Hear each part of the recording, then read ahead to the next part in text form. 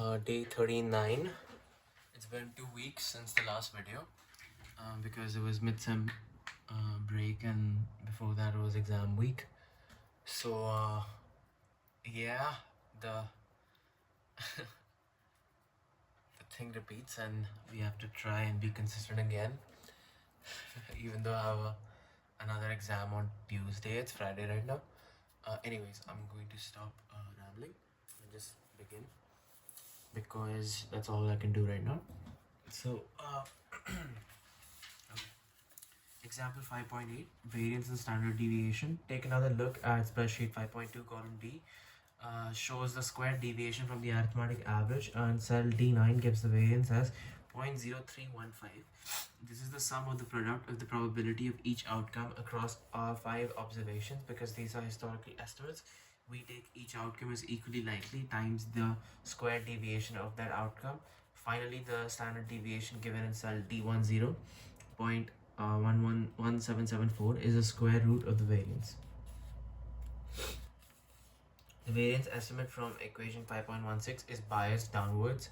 However, the reason that is that we have taken deviations from the sample arithmetic average R bar instead of the unknown true expected value ER, and so have introduced an estimation error. Its effect on the estimated variance is sometimes called a decrease of freedom bias. We can eliminate the bias by multiplying the arithmetic average of squared deviations by the factor n by n minus 1. The variance and standard deviation then becomes this. Okay. I'll just skip this part since I'm not understanding that much. Okay. Let's just let's just begin here. Mean and standard deviation estimates from higher frequency observations. Do more frequent observations lead to accurate estimates? The answer to this question is surprising. Observation frequency has no impact on the accuracy of estimates of expected return. Is the duration of a sample time series as opposed to the number of observations that improves accuracy. 10 annual returns provide as accurate an estimate of the expected rate of return as 120 monthly returns. Because the average monthly return must be consistent with the average annual returns, the additional intra-year observations provide no additional information about the mean return. A longer sample, for example, a 100-year return, does provide a more accurate estimate of the mean return than a 10-year return, provided the probability distribution of returns remains unchanged over the 100 years. This suggests a rule. Use the longest sample that you still believe comes from the same return distribution. Unfortunately, in practice, old data may be less informative. Are return data from the 19th century relevant to estimating expected returns in the 21st century? Quite possibly not, implying that we face severe limits to the accuracy of our estimates of mean returns. In contrast to the mean, the accuracy of estimates of the standard deviation can be made more precise by increasing the number of observations. This is because the more frequent observations give us more information about the distribution of deviations from the average. Thus, we can improve the accuracy of estimates of SD by using more frequent observations. Estimates of standard deviation begin with the variance.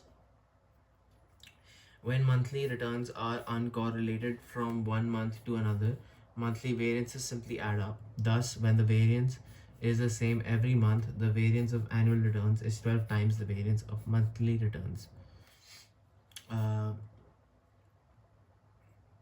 In general, the T month variance is T times 1 month variance. Consequently, standard deviations grow at a rate of root of T. For example, the standard deviation of annual returns is related to the standard deviation of monthly returns by root of 12. Standard deviation this means standard deviation of annual returns is root of 12 standard deviation of monthly returns. While the mean and variance grow in direct proportion to time, SD grows at a rate of square root of time. The reward to volatility Sharpe ratio. Investors presumably are interested in the expected excess return they can earn by replacing T-bills with a risky portfolio, as well as the risk they would thereby incur. Even if the T-bill rate is not constant, we still know with certainty what nominal rate we will earn in any period if we purchase a bill and hold it to maturity. Other investments typically entail accepting some risk in return for the prospect of earning more than the safe T-bill rate. Investors price risky assets so that the risk premium will commensurate with the risk of that of expected excess return, and hence it's best to measure risk by standard deviation of excess, not total returns. The importance of trade-off between risk and risk between reward, the risk premium, and risk as measured by standard deviation or SD suggests that we measure the attraction of a portfolio by the ratio of its risk premium to the SD of its excess returns. This reward to volatility measure was first used extensively by William Sharpe and hence is commonly known as the Sharpe ratio. It is widely used to evaluate the performance of investment managers. Sharpe ratio equals to risk premium by standard deviations of excess return.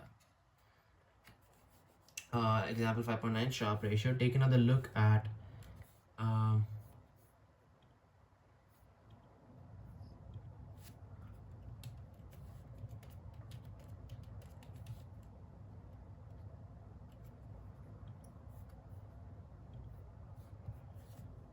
take another look at spreadsheet 5.1. The scenario analysis for the proposed investment in the stock index fund resulted in a risk premium of 5.76% and a standard deviation of excess returns of 19.49%. This implies a Sharpe ratio of 0.30, a value roughly in line with the historical performance of stock index funds. We will see that while the Sharpe ratio is an adequate measure of the risk return trade-off for diversified portfolios, the subject of this chapter, it is inadequate when applied to individual assets such as shares of stock. So it basically works in diversified portfolios but doesn't work in individual shares of stock, is what I'm learning. Okay. Concept check. 5.5. Using the annual returns for years 3 to 5 in spreadsheet 5.2.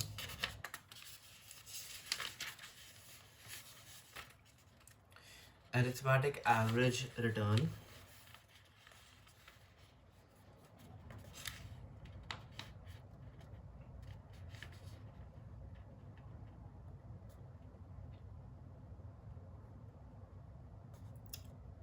year 3 and year 5.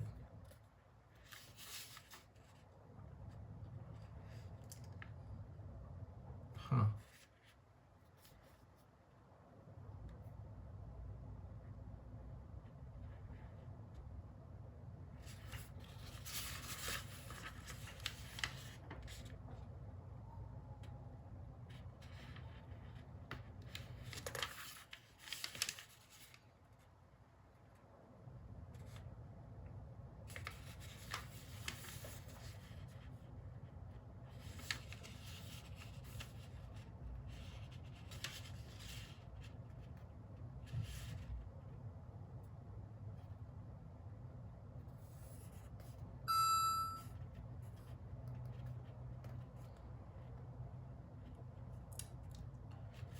I'm assuming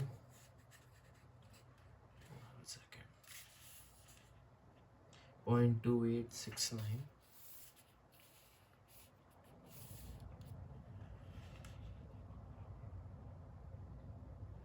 0.1088 0.0491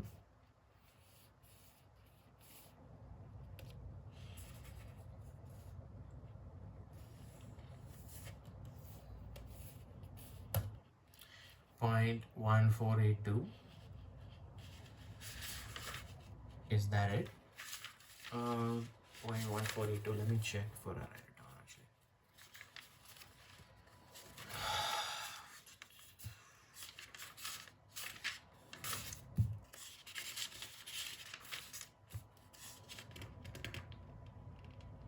.1483. So yeah, 14.83%. You're correct only.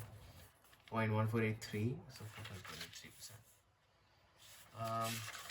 Yep. Okay. 14.3%.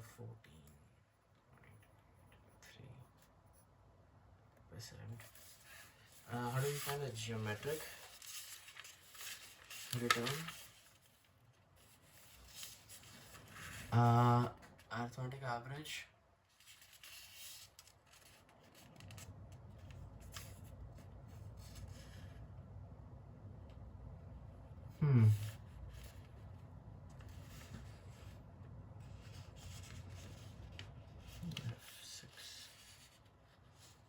F6.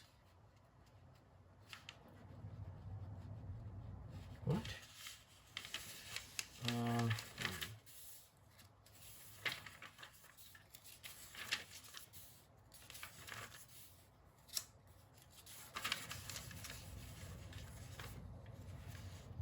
Geometric average.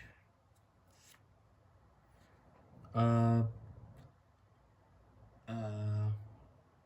hmm?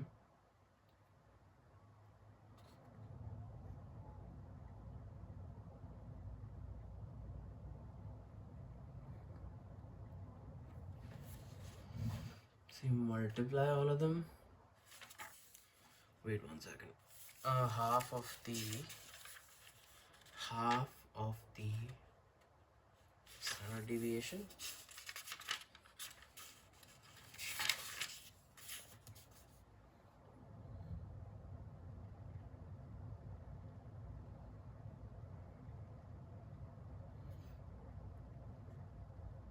What?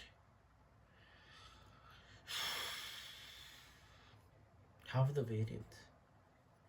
That's still not 1.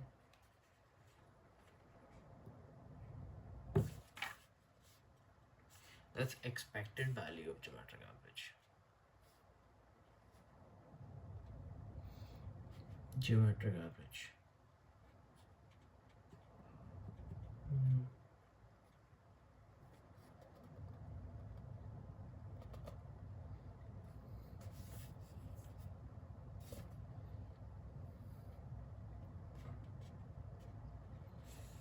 Oh, okay. 1 sec. 1 sec. Average pointer 275. Where is that kick there?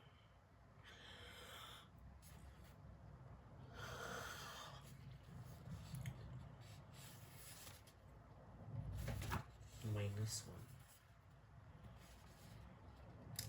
They are multiplying.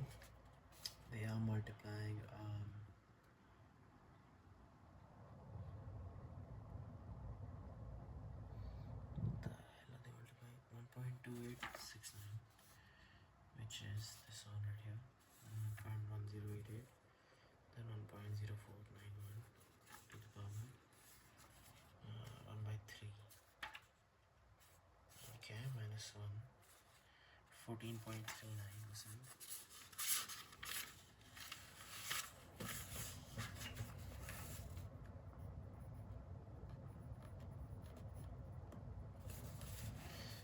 Standard deviation of returns.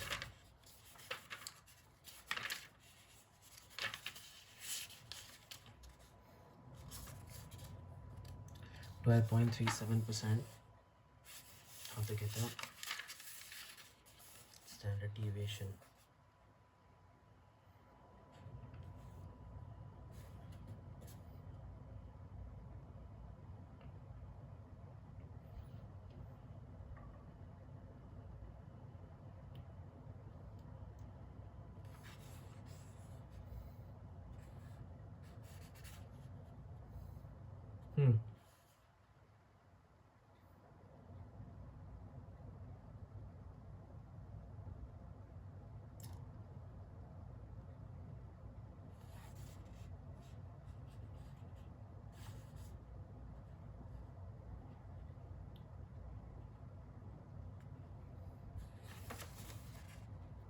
I'm really confused. I don't know how they got the standard deviation. 1 sec.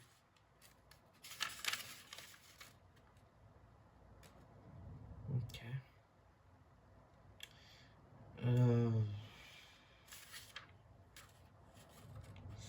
D1 3.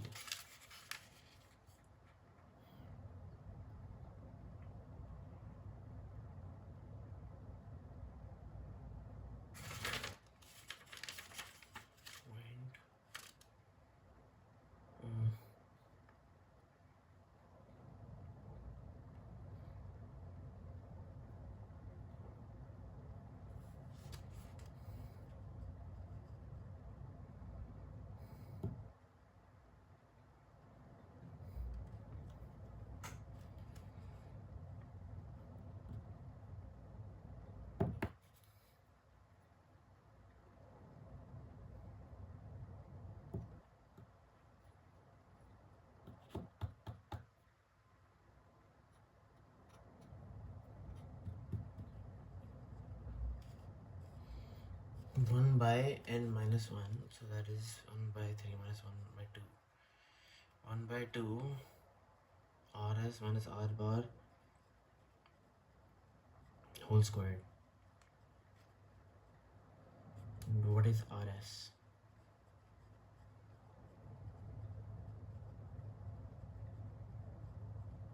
Oh, okay.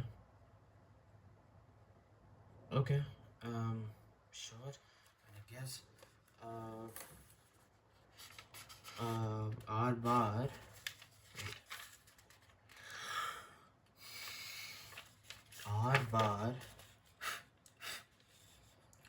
bar is 0.1483, right? Okay. 0.1483. We got that. rs, we need to find, okay, rs is equal to, I'm guessing 0.2869. So 0.2869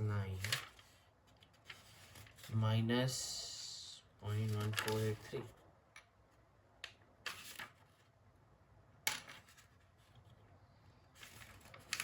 0.2869 minus 0.1483 cos squared. Yeah. What? Okay. 0.0192. Okay, 0.0192. Okay, plus 0.0192, and then again we take 0.0192, 0.0192, 0.0192, 0.0192, 0.0192, 0.0192,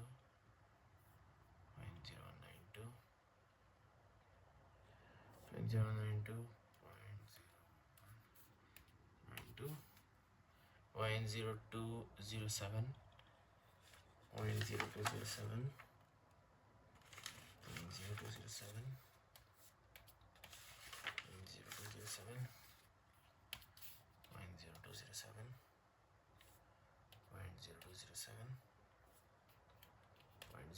0.0207,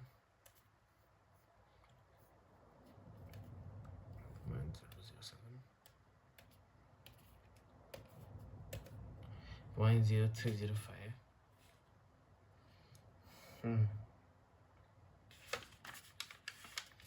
Alright. 0.0305 times 1 by 2 times 0.015 square root 0.1235. 12.35? 12.37. Okay, you know what? We'll take it. Hell yeah, bhai. Let's go.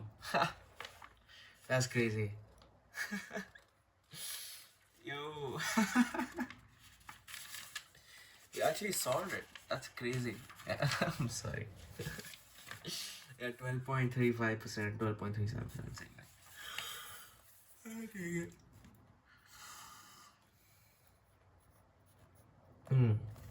Compute the Sharpe ratio. Sharpe ratio was Risk premium divided by standard deviation of expected returns.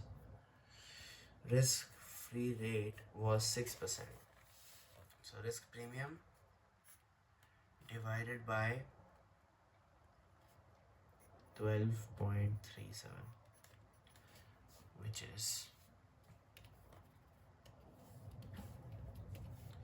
somewhere around 0.485.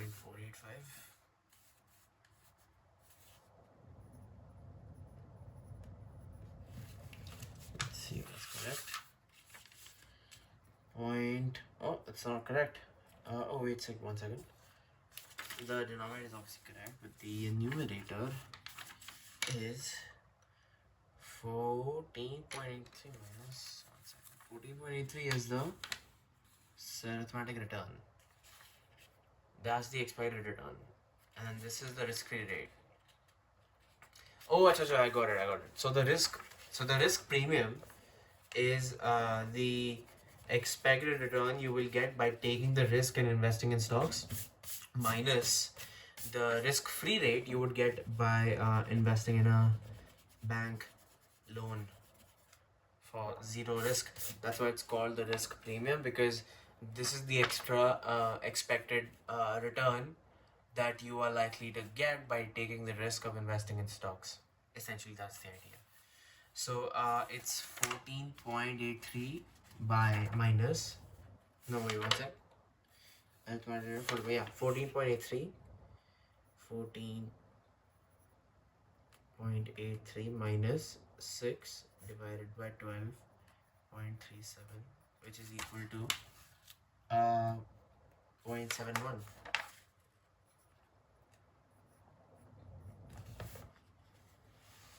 Okay, that was good. I understood that. Now I know how to find out the standard deviation as well. Even though Excel will do that for you, but still it's pretty cool, but yeah.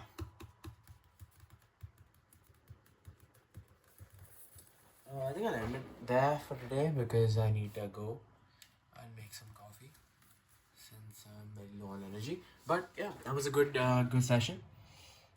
I will hopefully again.